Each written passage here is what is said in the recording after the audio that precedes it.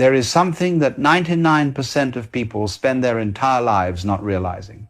Something so fundamental, so obvious, that it hides in plain sight. Something that, once you see it, changes everything about how you experience life. And what is this thing that almost everyone misses? It is that you are not what you think you are. Now, before you dismiss this as philosophical nonsense, consider this. Right now, as you listen to these words, what are you aware of? You are aware of thoughts, aren't you? You are aware of feelings, sensations, perhaps sounds around you, images, memories. But here's the question that stops most people in their tracks. Who or what is aware of all these things? You might say, well, I am. But what is this I? When you look for it, what do you actually find? Most people live their entire lives completely identified with their thoughts. They think they are their thoughts. If a worried thought arises, they say, I am worried. If an angry thought appears, they declare, I am angry. If they have a memory, they say, I remember. But you are not your thoughts any more than you are the words you speak or the clothes you wear. Watch your thoughts for a moment. Notice how they come and go, appearing and disappearing without your permission. You don't choose to think the next thought, it simply arises. If you were your thoughts, how could you observe them? If you were your thoughts, who would be doing the watching? This is what 99% of people never realize. There is a vast difference between the thinker and the thoughts, between the experiencer and the experiences. You are not the content of your consciousness, you are consciousness itself. But we are trained from birth to identify with the content. We are taught to say, I am sad, instead of sadness is being experienced. We learn to declare, I am successful, instead of recognizing success is happening. We become convinced that we are the stories, the emotions, the sensations, rather than the aware space in which all these things appear and disappear. This misidentification is the source of almost all human suffering. Let me give you an example. Right now, you are aware of these words, but you are also aware that you are aware of these words. There's a kind of knowing that knows the knowing. This knowing awareness, this is what you actually are.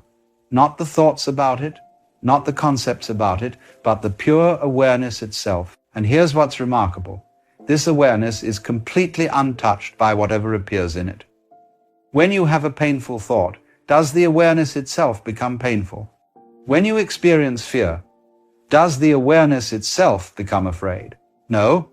The awareness remains clear, spacious, unchanged, like a mirror that reflects everything but is stained by nothing.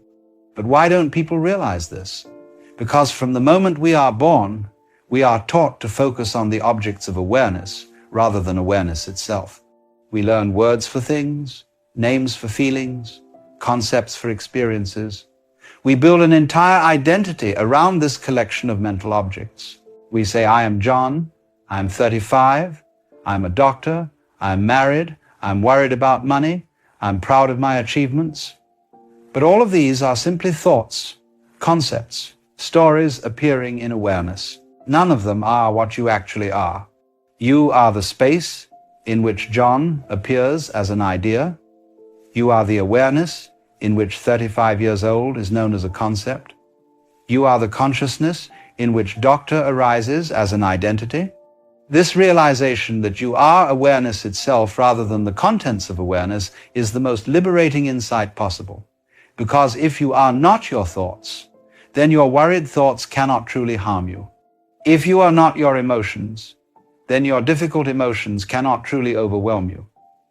If you are not your circumstances, then your challenging circumstances cannot truly diminish you. You are like the sky, and all experiences are like weather passing through. The sky is not changed by storms or sunshine. It remains vast, open, clear, the space in which all weather appears and disappears. Now, here's where it gets interesting. When you truly recognize what you are, this open, aware presence, something extraordinary happens. Life becomes a play rather than a struggle. Experiences become entertainment rather than threats. You still have thoughts, but you know you are not the thoughts. You still have emotions, but you know you are not the emotions. You still have a body, but you know you are not limited to the body. You still have a personality, but you know it's just one costume among many that consciousness can wear. This doesn't make you detached or indifferent.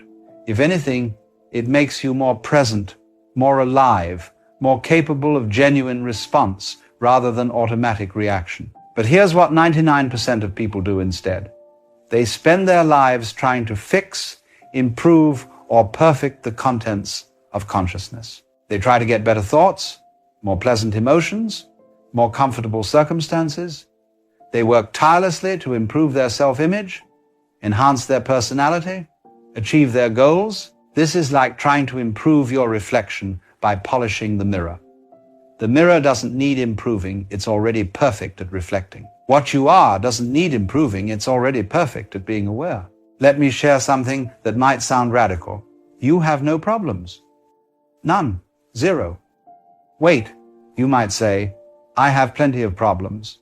I have bills to pay, relationships to work on, health issues to address, goals to achieve.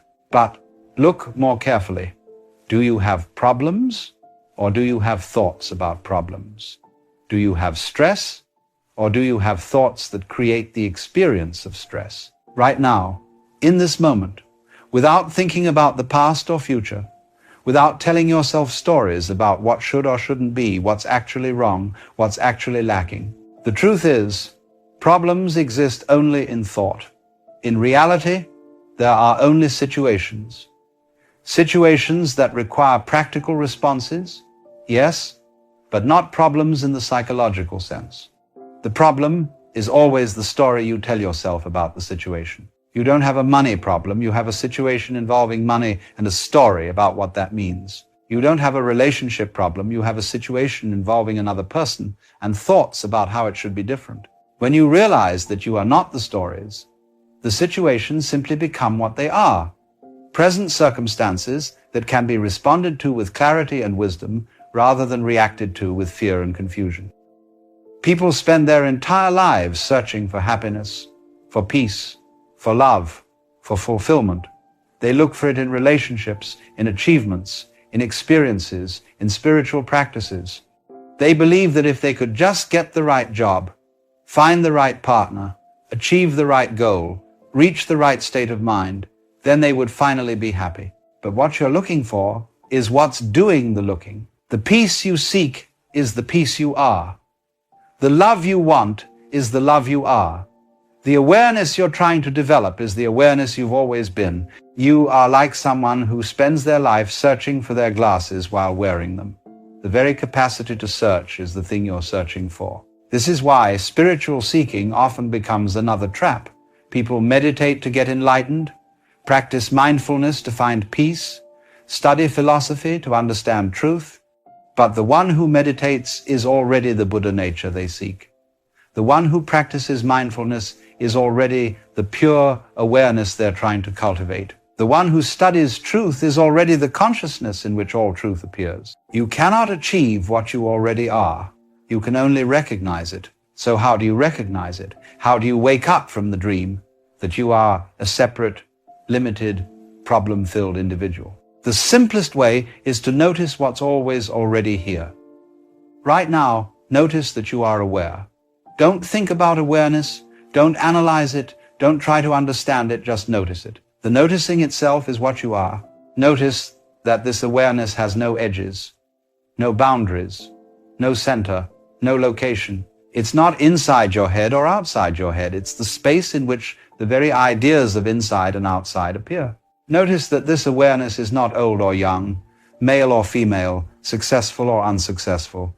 It has no history, no future, no story. It simply is. Now, you might object, but I do have a history.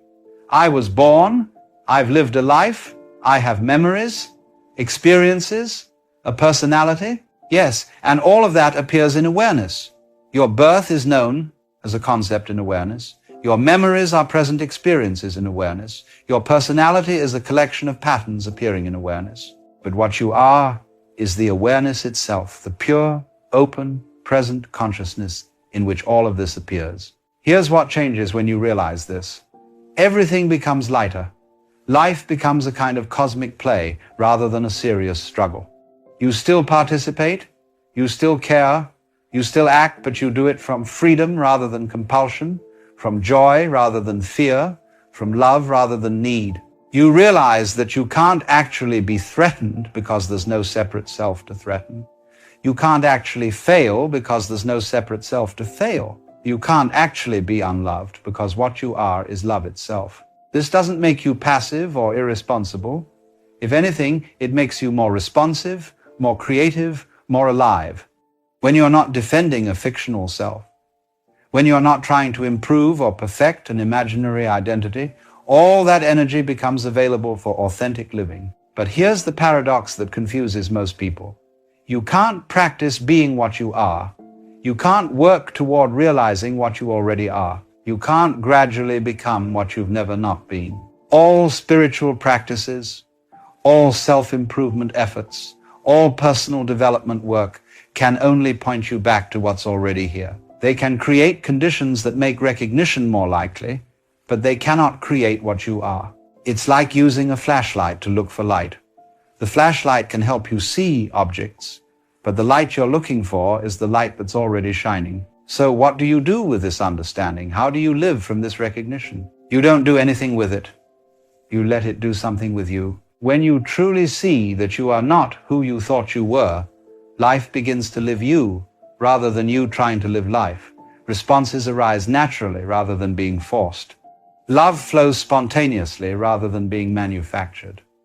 Wisdom emerges organically rather than being accumulated. You become like water flowing around obstacles rather than fighting them, taking the shape of whatever container you find yourself in while never losing your essential nature. This is what 99% of people spend their entire lives not realizing. They are already free, already whole, already perfect as they are. Not perfect in the sense of having no room for improvement, but perfect in the sense of lacking nothing essential. The seeker is the sought. The experiencer is the experience. The knower is the known. You are not a person having a spiritual experience. You are spirit having a personal experience. You are not a body with consciousness. You are consciousness playing at having a body. And here's the beautiful part. Once you realize this, you don't need to maintain the realization.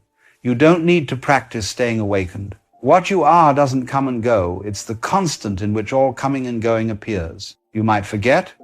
You might get caught up in the stories again. You might identify with thoughts and emotions, but what you actually are remains untouched, unchanged, ever present. Like the sun behind the clouds, it's always there, even when temporarily obscured. So look right now, not with your eyes, but with your being.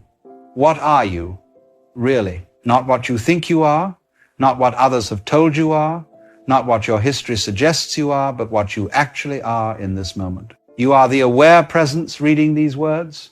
You are the open space in which thoughts and feelings arise and pass away. You are the consciousness that makes all experience possible. This is what 99% of people don't realize. But you don't have to be part of that 99%. The recognition is available right now, in this moment, as close as your own being. You are not who you think you are. You are infinitely more and paradoxically, infinitely simpler than you ever imagined. This is the greatest discovery you will ever make. And the most wonderful part, you don't need to go anywhere or do anything to make it. You only need to stop pretending to be what you're not and recognize what you've always been. What you are has been waiting your entire life for you to notice it. It's waiting right now. All that's required is a simple shift in attention from the objects of awareness to awareness itself, from the contents of consciousness to consciousness, from the waves to the ocean, from the dream to the dreamer. This is it. This is what 99% of people don't realize. But now, you can be part of the 1% who do. The question is not whether this is true, it's whether you're ready to see it. The seeing doesn't require belief, understanding, or even acceptance. It only requires looking. So look,